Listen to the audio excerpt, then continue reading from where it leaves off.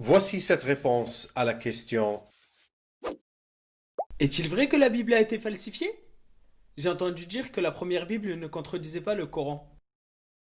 Le mieux, c'est que tu me dises où, quand et par qui la Bible est censée avoir été falsifiée.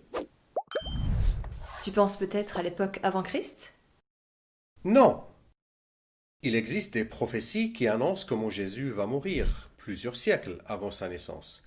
Par exemple, le livre d'Ésaïe au chapitre 53. Des manuscrits du livre d'Ésaïe ont été découverts au XIXe siècle.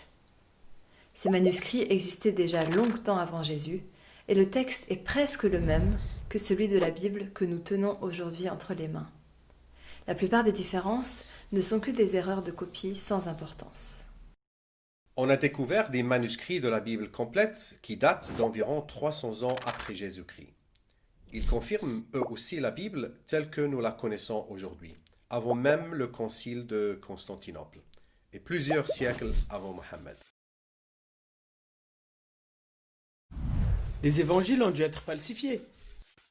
Aucun prophète ne dirait qu'il est le Fils de Dieu.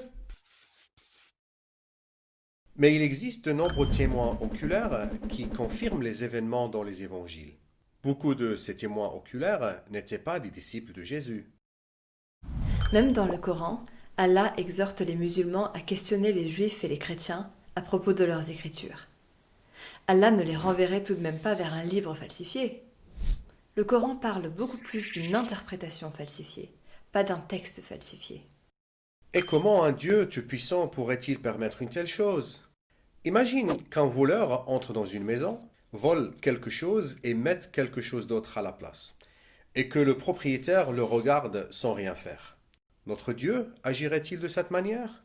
Non. Dieu empêcherait le vol et punirait le voleur. Et si Dieu l'avait permis quand même?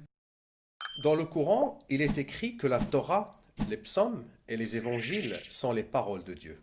Si Dieu permet que ces paroles soient falsifiées, comme l'affirment certains, qui nous dit que des écrits plus tardifs, comme le Coran par exemple, n'ont pas eux aussi été falsifiés?